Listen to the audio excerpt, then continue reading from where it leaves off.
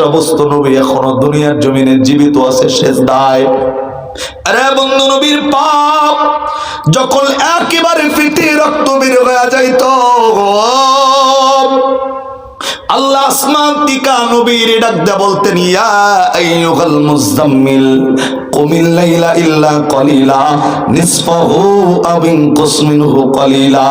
আল্লাহ নবীর ডাক দিয়ে কইতো, নবী সারাটা রাত নামাজে দাঁড়ায় থাকবেন না, কিছুটা সময় রেস্টের জন্য মঞ্জুর করেন।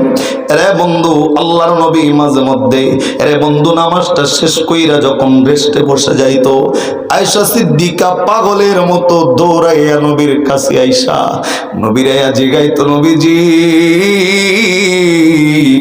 সারাটা রাত দাঁড়ায়া তো নামাজ পড়ার কি দরকার? এ পয়গম্বর, সারা রাত দাঁড়ায় থেকে আপনি কেন নামাজ পড়েন? এ পয়গম্বর, আপনার জন্য তো জান্নাতের টেনশন নাই, জাহান্নামের টেনশন নাই, তারপরেও সারা রাত দাঁড়ায় কেন এত ইবাদত করা লাগবে? এ নবী, আল্লাহ তো আপনার পিছনের গুনাহ সামনের গুনাহ মাফ করে দিছে, তারপরেও সারা রাত দাঁড়ায় কেন ইবাদত করা লাগবে? আমাদের কুশওয়ার ভাইরা জানো না আল্লাহর নবী সবারে আয়েশারে ডাকদা বললেন, আয়েশা তোমার যতটুক নেকির প্রয়োজন তার চাইতে আমার অনেক অনেক বেশি নেকির দরকার। আয়েশা ডাকদা কইতো, নবীজি এত নেকি দিয়ে আপনার কি হবে? নবী জানতে চাই, বলেন। আল্লাহর নবী ডাকদা বললেন, আয়েশা রে, আমি নবী তো কিয়ামতের ময়দানে উম্মতের মিজানের পাল্লার কাছে দাঁড়ায় থাকবো। ওই যে আমার বাদে কুশার যে সমস্ত উম্মত গুলা দুনিয়ার জিন্দেগির থেকে আল্লাহর আদালতে দাঁড়াইব,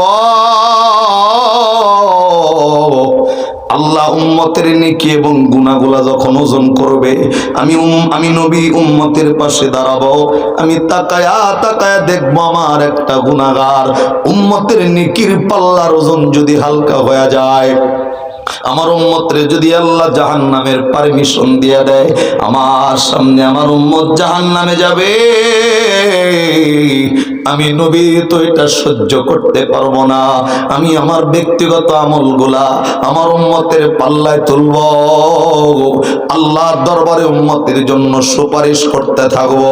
আমি তো আমার আমল দিয়া আমার গুনাহগার উম্মতদের জান্নাতের ফয়সালা করে দিব।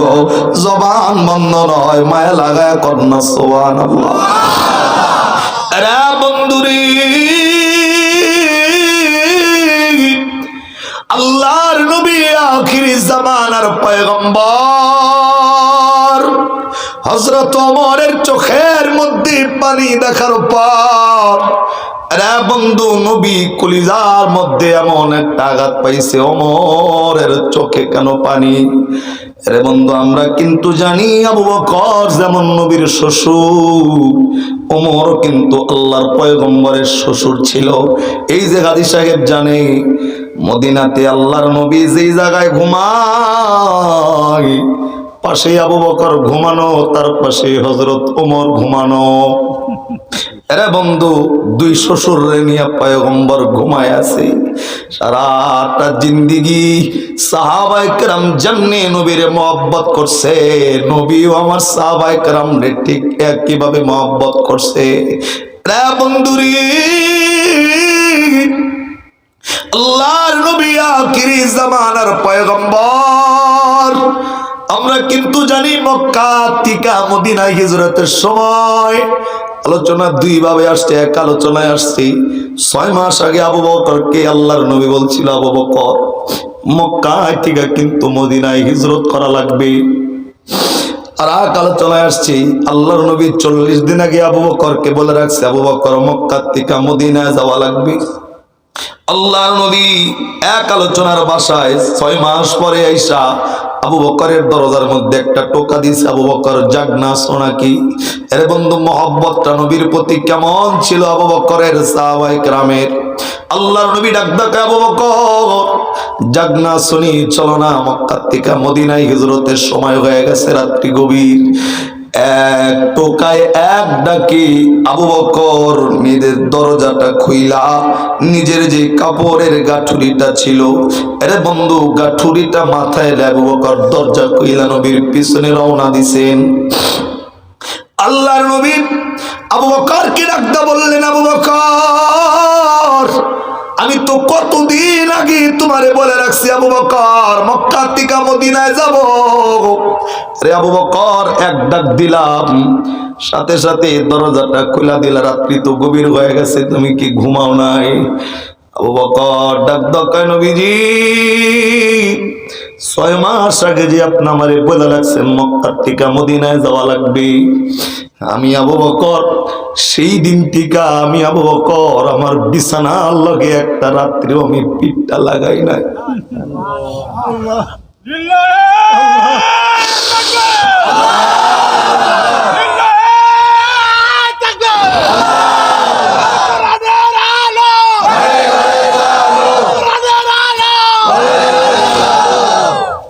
আমার ভাইরা, আল্লাহর নবী ডাকতে বললেন, আবু বকর, কেন রাত্রিবেলায় ঘুমায় নাই, কেন ঘুমাও নাই জানতে চাই, বলো না, বলো না। আবু বকর ডাকতে কয়, নবী গো, আপনি তো এমনি এমনি মক্কা থেকে মদিনায় যাইতেছেন না, কাফেরদের অত্যাচারে আল্লাহ আপনারে মক্কা থেকে মদিনায় হিজরত করতে বলছে। পয়গম্বর, আপনি যদি গভীর রাত্রিতে আইসা আমার দরজায় যদি নক করেন, দরজায় যদি টোকা দেন, আমি আবু বকর ঘুমাইয়া গেছি, আপনি নবী দীর্ঘ সময় ধরে আমারে ডাকছেন, আমি যদি জাগনা না পাই, একটা কাফের আইসা যদি আপনি নবীর আক্রমণ করে, একটা কাফের যদি আপনি নবীর শরীর থেকে বিন্দু পরিমাণ রক্ত জড়ায়, কিয়ামতের ময়দানে আল্লাহ যদি আমারে জিগে, আবু বকর তুমি থাকা অবস্থায় নবী তোমারে ডাকলো, তুমি উঠলা না, নবীর কাফেররা রক্ত জড়াইলো, আল্লাহ যদি আমারে জিগায়, আমি তো আপনি নবীর এক ফোঁটা রক্তের হিসাব দিয়ে আল্লাহর জান্নাতের আশা করতে পারি না। বন্ধু, শুধু তাই নয়, আল্লাহর নবী আগে আগে রওনা দিছেন। আবু বকর একবার দৌড়াইয়া নবীর সামনে যায়, আর একবার নবীর পিছনে আসে, আবার ডান পাশে আবার বাম পাশে যাইতেছিল বারবার। নবী ডাক ডাক, আবু বকর, কেন কিসের জন্য সামনে পিছনে ডাইনে বামে ঘোরো? আবু বকর ডাক ডাক, নবী গো, সামনে যাই, আমার মনে হয় যদি কেউ সামনে থেকে আক্রমণ করে, আপনি নবী শরীরে আঘাত লাগার আগে আমি আবু বকরের বুকটা যেন আগে জাজরা হয়। আবার পিছনে যাই, মনে হয় আপনার পিছন থেকে আক্রমণ করলে তীরটা যেন আমার শরীরে লাগে, ডাইন পাশে গেলে যেন তীরটা আমার লাগে, বাম পাশেও যাই তীরটা যেন আমার শরীরে আগে লাগে। নবী, আমি তাকে অবস্থায় আপনার শরীরে আঘাত লাগবে, আমি এটা মেনে নিতে পারি না। এরে বন্ধু, কিতাব আরো লেখেন, আল্লাহর নবী হেঁটে হেঁটে যাইতেছেন, আবু বকর নবীর পায়ের দাগগুলা মুইসা মুইসা দিয়া যাইতেছিল। আল্লাহর নবী ডাকদা বললেন, আবু বকর পায়ের ছাপগুলা কেন মোছো? আবু বকর ডাকদা, নবী মানুষ যেন বুঝতে না পারে আমার পয়গম্বর এই রাস্তা দিয়া হাঁটছি। এরা বন্ধু আবু বকরের, এরা বন্ধু এমন আলোচনার অভাব নাই। আল্লাহর নবীর সাহাবায়ে কেরাম যেমনে নবীর মায়া করছেন, মহব্বত করছেন, আল্লাহ নবী সেম ভাবে সাহাবায়ে কেরামরে মহব্বত কইরা ভালোবাসেন। রে বন্ধু, এই ওমর তো সেই মানুষ, নবীর ইন্তেকালের পরে হযরত ওমর লম্বা একটা তরবারি হাতের মধ্যে লইয়া সারা মদিনায় মানুষদেরকে এলান করে শোনায় দিছে, একজন মানুষ যদি বলো আমার নবী নাই, একজন মানুষ যদি বলো আমার নবীর ইন্তেকাল হইছে, আমি ওমর এক কোপ দিয়া কিন্তু তার কল্লাটা দুনিয়ার থেকে আলাদা করে দিব, বডি থেকে আলাদা করে দিব। রে বন্ধু, ওমর পাগল হয়ে গেছে নবীর ইন্তেকালের খবর শুই না। একমাত্র আবু বকর ধৈর্য ধারণ করেছিল। কিতাব লেখেন, এমন কোন সাহাবী নাই যে সাহাবীটার দ্বারা একবার স্তব্ধ হয়ে যায় নাই। রে বন্ধু, মদিনাটা একেবারে সুনসান হয়ে গেছে নবীর মৃত্যুর খবরে। অনেক লম্বা কথা, আমি ওদিকেও যাব না। আল্লাহর নবী ওমরের চেহারার দিকে তাকাইয়া ডাক দা বললেন, ওমর কিসের জন্য চোখের পানি ছাড়ছো বলো? হযরত ওমর কান্না করে ডাক কয় নবী গো, কান্না করার একমাত্র কারণ রাস্তায় আসার সময় তাকায় দেখছি চেহারা বড় সুন্দর একটা যুবক জাহান্নামের ভয়ে কান্না করতেছে। নবীজি ওই লোকটার জাহান্নামের বর্ণনা শুই না আমি ওমরের চোখ দিয়া গাল বায়া বায়া পানিগুলা পড়তেছে, শুধুমাত্র আল্লাহর জাহান্নামের কথা স্মরণ হইছে।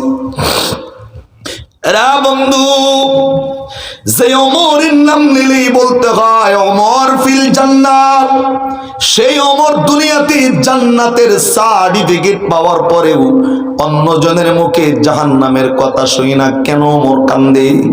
রে বাদে কুশার যুবক ভাইরা, জাননি জাননি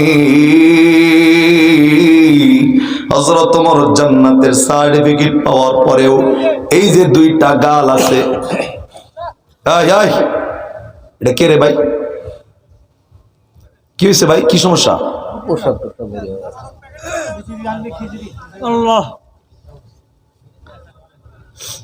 এটা চিল্লা এখন লাগে, এখান থেকে লোক নিয়ে যায় আর দুনিয়াতে লোক নাই তাবারক প্যাকেট করার জন্য। তাবারকের আয়োজন করতে বলছে কে আপনাদের? বয়ান বন্ধ করে দিই এখন।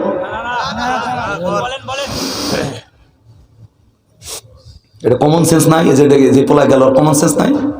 যুবক না আমার যারা দাওয়াত করছেন না, বড় মানুষ পিচ্ছি তাবারকের জন্য যায় কিভাবে বলেন?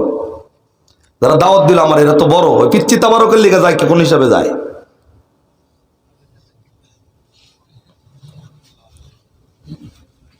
ঠাকুর মার জুলি পাইছেন না, মানে গান স্টার্ট